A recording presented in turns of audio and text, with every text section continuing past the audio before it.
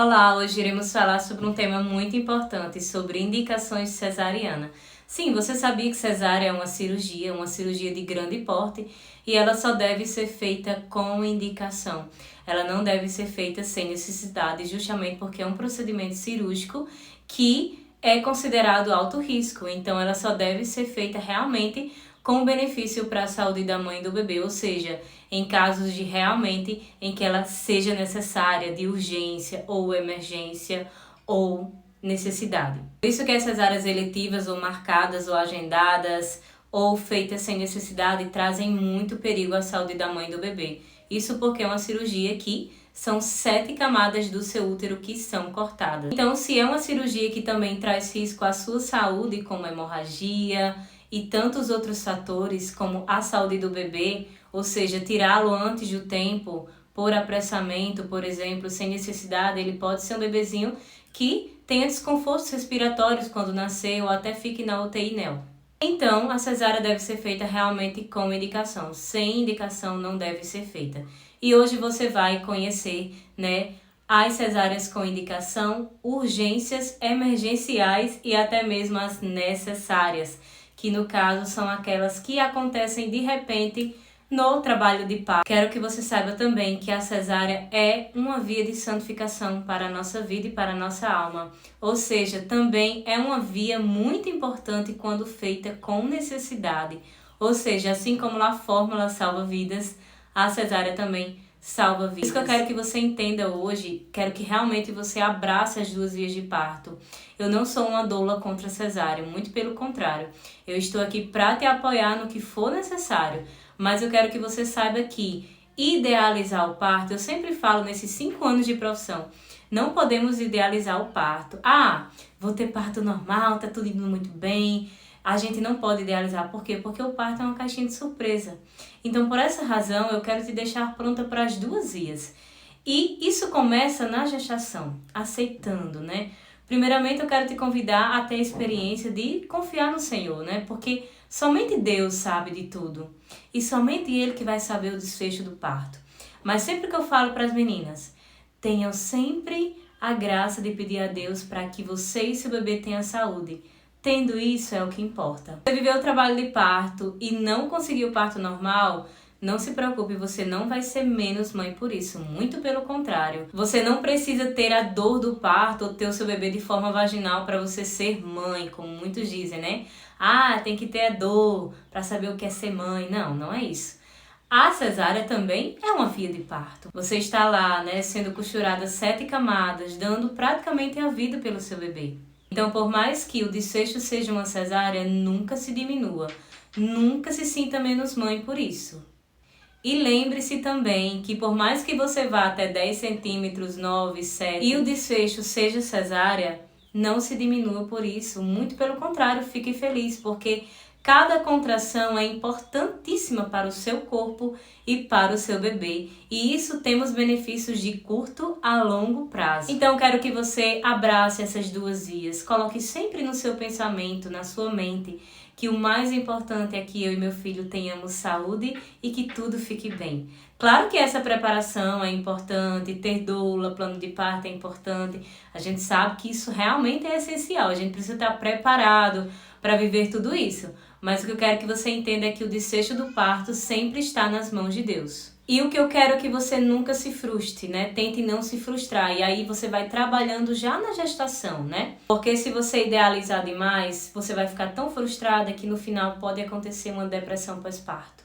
E aí eu quero que você tenha cuidado nisso. Então vamos conhecer juntas quais as indicações da cesariana. Veja a seguir.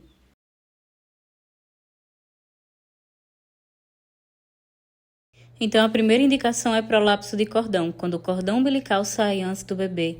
Isso pode acontecer, Mas são casos raros que acontecem. E o que é que acontece? Por que é tão grave, porque interrompe o oxigênio do bebê. Então, como você vê na imagem, o cordão ele sai antes da cabecinha. Rose, a gente descobre na gestação? Não, só no início do trabalho de parto. Quando o médico realiza o toque, se ele medir lá, mas ele não sentir a cabecinha, sentir o cordão, então é uma cesárea de emergência, certo? Porque a gente não pode esperar esse bebezinho nascer de via normal, justamente porque ele vai descendo e vai pressionando o cordão e vai ficando sem oxigênio. Deslocamento prematuro de placenta é quando a placenta se desprende do útero com o bebê ainda vivo dentro do útero. Então, é um caso sério também, né? Pode acontecer na gestação ou no trabalho de parto. Na gestação, atenção, bolsa rompeu com sangue, sinal de alerta.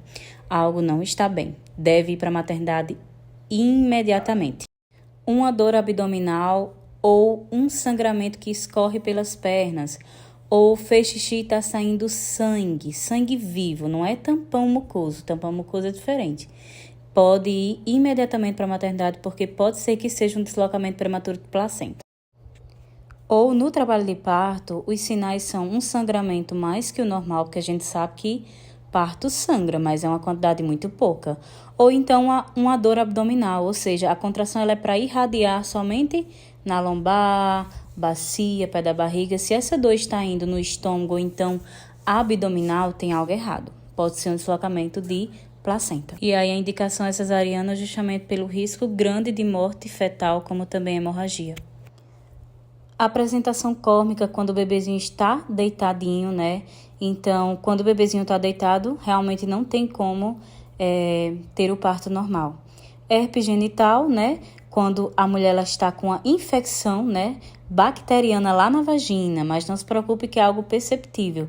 Se você tiver no dia do seu trabalho de parto com essa infecção, você não pode ter o seu bebê de parto normal, porque corre o risco muito grande de no nascimento passar para ele. Então, geralmente são bolhas de pus, arde, causa febre, é algo que é uma infecção mesmo. Então, não se preocupe que é perceptível, mas eu quero que você saiba que se tiver na gestação, trata com antibiótico. O que não pode ela estar ativa, ou seja, no dia do seu trabalho de parto você estiver com essa infecção. Então, a indicação é cesariana. Ruptura de vasa prévia parece muito com deslocamento de placenta, geralmente é uma condição rara também, né? E aí, se a bolsa rompeu com sangue, pode ser, né, essa questão que é uma hemorragia por dentro, né? Que é uns vasos sanguíneos, né, que vai se rompendo ali. E a indicação é cesariana justamente pelo alto risco de hemorragia grave na mãe. Bebezinho sentado, ou seja, bebê pélvico. Geralmente, esses partos precisam de uma equipe. Então, se o seu bebezinho estiver pélvico, muito provavelmente você talvez não tenha um parto normal. Vai depender da equipe do dia e do médico do dia, porque precisa de um médico que tenha uma experiência, ou seja, um curso a mais para realizar esse parto. Então, é muito importante que ainda na gestação a gente tente virar esse bebê. E aí nós temos opções, né? Temos duas opções. Ou a manobra de VCE, diversão cefálica, que é disponível em Natal com alguns obstetras. Vocês podem dar uma pesquisada nessa manobra. Ou também alguns exercícios que a gente pode fazer e eu posso disponibilizar para vocês diretamente do YouTube.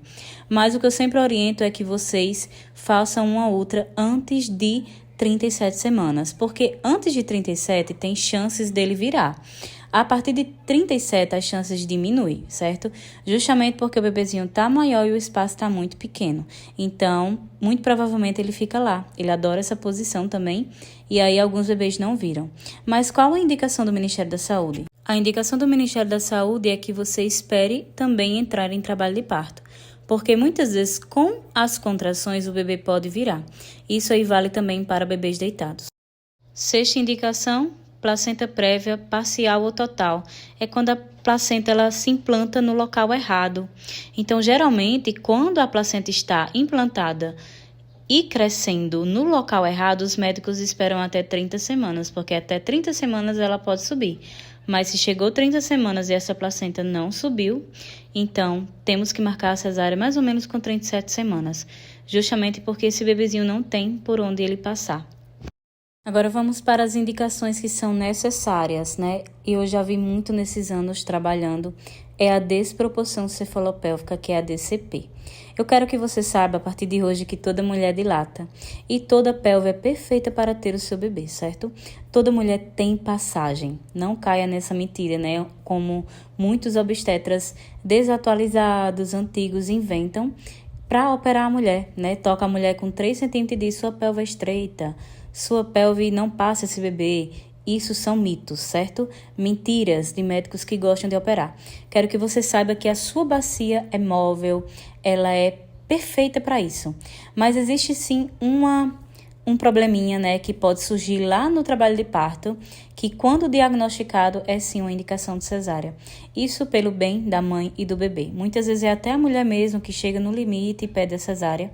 E aí a equipe acolhe porque realmente é uma condição rara, mas que pode acontecer em muitas mulheres. Mas isso não significa que você não tenha passagem ou que, como outro bebê, você não vai ter o seu bebê de forma natural. Isso aconteceu com aquele bebezinho.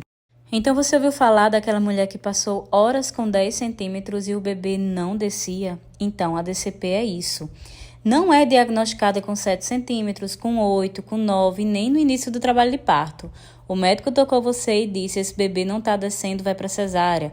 Ou então você não tem passagem. Não. A DCP, a desproporção cefalopélvica, ela só é diagnosticada com 10 centímetros de dilatação, aproximadamente 1h30 ou 2 horas do expulsivo, ou seja, o bebezinho não desce, mesmo com manobras, né, que a gente já fez, por exemplo, caminhar, agachamentos, ocitocina, muitas coisas e o bebê não desce. A mulher sente vontade de fazer força, ou seja, ela já está nos puxos, mas o bebezinho não desce, então a gente diagnostica já a DCP, ou seja, fizemos tudo, mas esse bebezinho não desceu.